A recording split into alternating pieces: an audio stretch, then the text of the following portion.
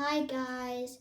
So today we're reading the before last chapter of Winnie-the-Pooh by Al Milne. In chapter 9, in which Piglet is entirely surrounded by water. I wonder what they mean by that. So let's start reading. It rained and it rained and it rained. Piglet told himself that never in all his life, and he was goodness knows how old, 3 was it or 4, never had he seen so much rain, days and days and days. If only, he thought as he looked out of the window, I had been in Pooh's house or Christopher Robin's house or Rabbit's house when it began to rain. Then I should have had company all this time instead of being here all alone, with nothing to do except wonder when it will stop. And he imagined himself with Pooh saying, Did you ever see such a rain, Pooh? And Pooh saying, Isn't it awful, Piglet? And Piglet saying, I wonder how it is over Christopher Robin's way. And Pooh saying, I should think poor old Rabbit is about flooded about by this time. It would have been jolly to talk like this, and really, it wasn't much good having anything exciting like floods if you couldn't share them with somebody. Piglet is, for it was rather exciting. The little dry ditches in which Piglet had nosed often he had come streams. The little streams across which he had splashed were rivers, and the river between whose steep banks, and they had played so happily, had sprawled out of its bed and was taking up so much room everywhere that Piglet was beginning to wonder whether it would be coming into his bed soon. It's a little anxious, he said to himself, to be a very small animal entirely surrounded by water. Christopher Robin and Pooh could escape climbing trees, and Kangaroo could escape by jumping, and Rabbit could escape by burrowing, and Owl could escape by flying, and Adder could escape by making a loud noise until rescued. And here I am surrounded by water, and I can't do anything. It went on raining every day. The water got little higher until now it was nearly up to Piglet's window, and still he hadn't done anything. There's Pooh, he thought to himself. Pooh hasn't much brain, but he never comes to any harm. He does silly things, and they turn out right. There's Owl. Owl hasn't exactly got brain, but he knows things. He would know the right thing to do when surrounded by water. There's Rabbit. He hasn't learned in books, but he always can think of a clever plan. There's Kanga. She isn't clever. Kanga isn't, but she would be so anxious about Roo that she would do a good thing to do without thinking about it. So this is Piglet when it's nearly to his window here. And I wonder what's going to happen after.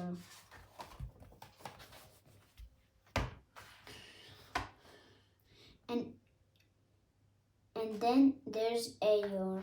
And Ayer is miserable anyhow that he wouldn't mind about this, but I wonder what Christopher Robin would do. Then he suddenly remembered a story which Christopher Robin told him about a man on a desert island who had written something in a bottle and thrown it in the sea, and Piglet thought that if he wrote something in a bottle and threw it in the water, perhaps somebody would come and rescue him. He left the window and began to search his house, all of it that wasn't underwater, and at last he found a pencil and a small piece of dry paper and a bottle with a cork to it. And he wrote on one side of the paper, "Help, Piglet, me." And on the other side, "It's me, Piglet, help, help." Then he put the paper in the bottle and he corked the bottle up as tightly as he could and leaned out of his window as far as he could lean without falling in, and he threw the bottle as far as he could throw. Splash! And in a little while it bubbled up again on the water, and he watched it floating slowly away in the distance until his eyes ached with looking, and sometimes he thought it was the bottle, and sometimes he thought it was just a ripple on the water which he was following. And then suddenly he knew that he would never see it again, and that he had done and he could do to save himself. So now he thought somebody else will have to do something, and I hope they will do it soon, because if they don't, I shall have to swim, which I can't, so I hope they do it soon. And then he gave a very long sigh and said, "I wish Pooh were here. It's so much more friendly with two." When the rain began, Pooh was asleep. It rained and rained and rained, and he slept and he slept and he slept. He had a tiring day. You remember how he discovered the North Pole? Well, he was proud of this, that he asked Christopher Robin if there were any other poles, such as a bear of a little brain might discover. "There's a South Pole," said Christopher Robin, "and I expect there's an East Pole and a West Pole, though people don't like talking about them." Pooh was very excited when he heard this, so he suggested that they should have an expedition to discover the East Pole. But Christopher Robin had thought of something else to do with kangaroos, so Pooh, whether he discovered it or not, I forget, but he was so tired when he got home that in the very middle of his supper, after he had been eating for more than half an hour, he fast fell asleep in his chair, and he slept and slept and slept. Then suddenly he was dreaming he was at the East Pole, and it's very cold pole with the coldest sort of snow and ice all over it. He had found a beehive to sleep in, but there wasn't room for his legs, so he had left them outside, and wild weasels such as inhabited the East Pole came and nibbled all the fur off his legs to make nests for their young, and more they nibbled, the colder his legs got, until suddenly he woke up with an owl, and there he was sitting in his chair with his feet in the water and water around him. He splashed to the door and looked out. "This is serious," said Pooh. "I must have an escape." So he took his largest pot of honey and escaped with it to a broad branch of his tree, well above the water, and then he climbed down again and escaped with another pot. And when the whole escape was finished, there was Pooh sitting on his branch, dangling his legs, and there beside him were 10 pots of honey. 2 days later, there was Pooh sitting on his branch, dangling his legs, and there beside him were 4 pots of honey. 3 days later, there was Pooh sitting on the branch, dangling his legs, and there beside him was 1 pot of honey. 4 days later, there was Pooh,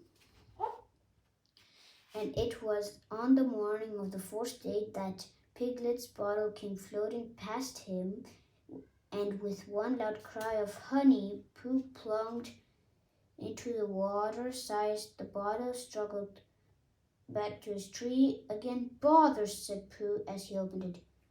All that wet for nothing? What's that bit of paper doing? He took out and looked at it. It's a message, he said to himself. That's what it is.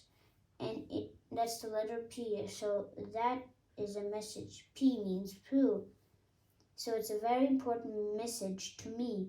And I can't read it. I must find Christopher Robin or Owl or Piglet, one of these clever readers who can read things. And they will tell me what this message means. Only I can't swim. Bother. Then he had an idea. I think that for a bear of a very little brain, it was a good idea. He said to himself, if a bottle can float, then a jar can float.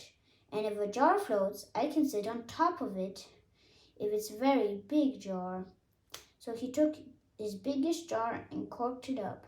All the boats have to have a name, he said, so I shall call mine the Floating Bear. And these words, he dropped his boat into the water and he jumped after it. For a little while, Pooh and the Floating Bear were uncertain as to which of them meant to be on top. But after trying one or two different positions, they settled down the Floating Bear underneath, and Pooh triumphantly astride it, paddling vigorously with his feet. Christopher Robin lived at the very top of the forest. It rained and rained and it rained, but the water couldn't come up to his house. It was rather jolly to look down into the valleys and see the water all round him. It rained so hard that he stayed indoors most of the time and thought about things. Every morning he went out with his umbrella and put a stick in the place where the water came up to. And then every next morning he went out, he couldn't see his stick anymore, so he put another stick in the place where the water came up to. And then he walked home again, and each morning he had a shorter way to walk than he had the morning before. On the morning of the fifth day, he saw the water around him, and he knew for that first time in his life he was on a real island, which was very exciting. It was on this morning that Owl came flying over the water to say, "How do you do?" to his friend Christopher Robin. "I say, Owl," said Christopher Robin. "It isn't fun. I'm on an island. The atmospheric conditions have been very unfavorable lately." "The what?"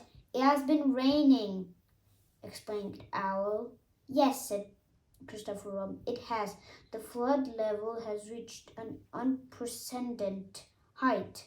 There's a lot of water about," explained Owl. "Yes," said Christopher Robin, "there is. However, the prospects are rapidly becoming more favorable." And at that moment, "Have you seen Pooh?" "No." "At any moment."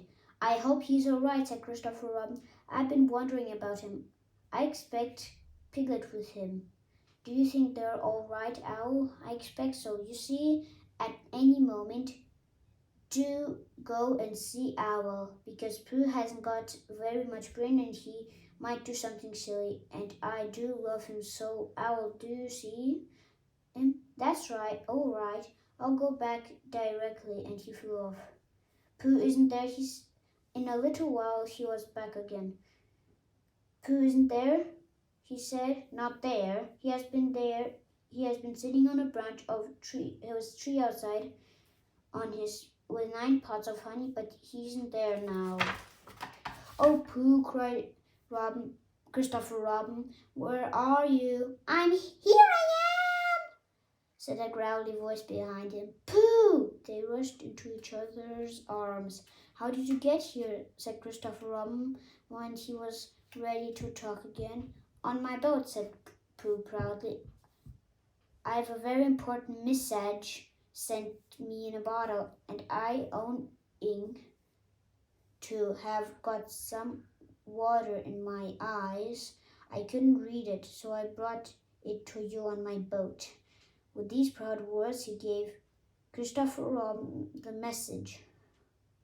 But it's from Piglet, cried Christopher Robin when he had read it.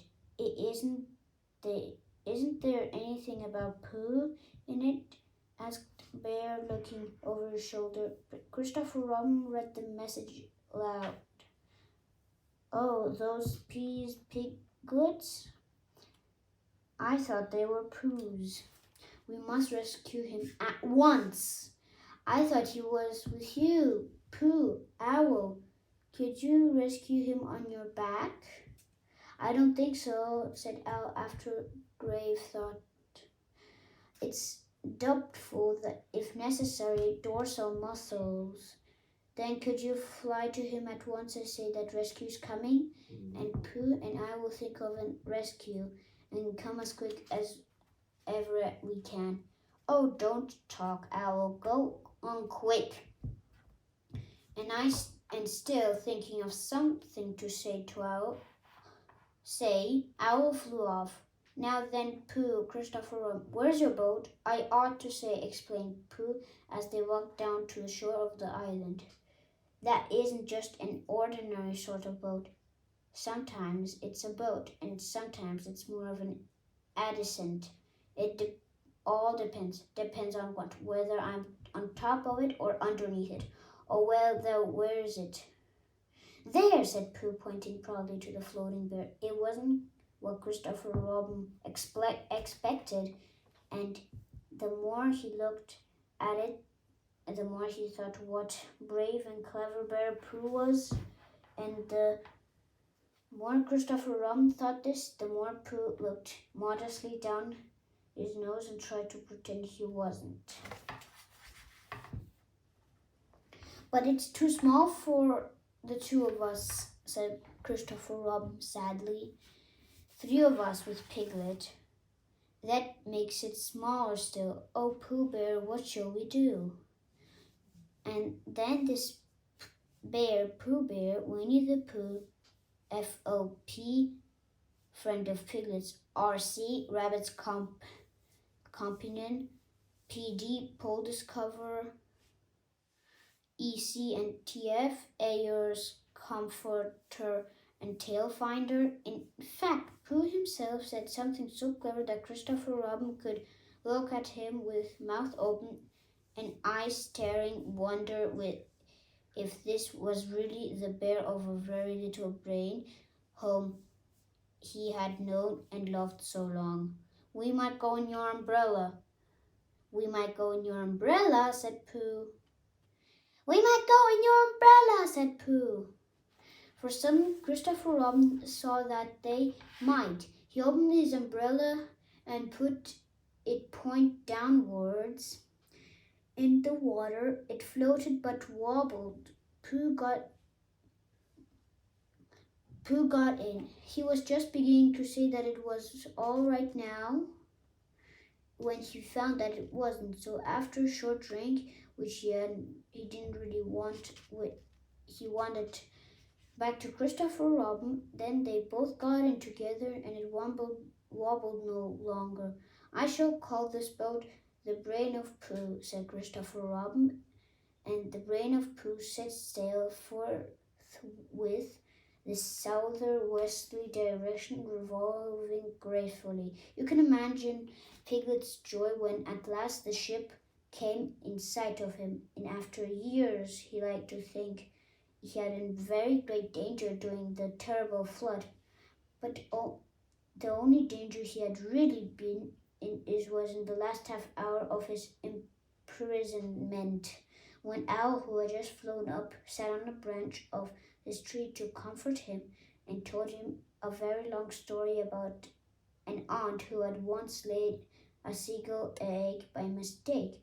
And the story went on and on, rather like this sentence, until Piglet, who was listening out of his window without much hope, he went to sleep quietly and naturally, slipping slowly out of the window towards the water until he was only hanging on his toes, at which moment, luckily, a sudden squawk from Owl which was really part of the story, began what his aunt said woke the piglet up and just gave him time to jerk himself back into safety and say, "How interesting." And did she?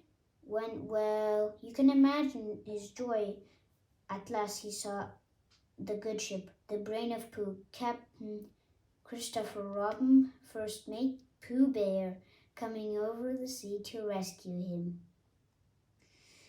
And that is the really end of the story, and I am very tired after the last sentence. I think I should stop there. So this was chapter 9, the before last chapter. Tomorrow we're going to read chapter 10, in which Christopher Robin gives Pooh a party and we say goodbye. Hope you guys enjoyed the reading today. So see you soon. Bye.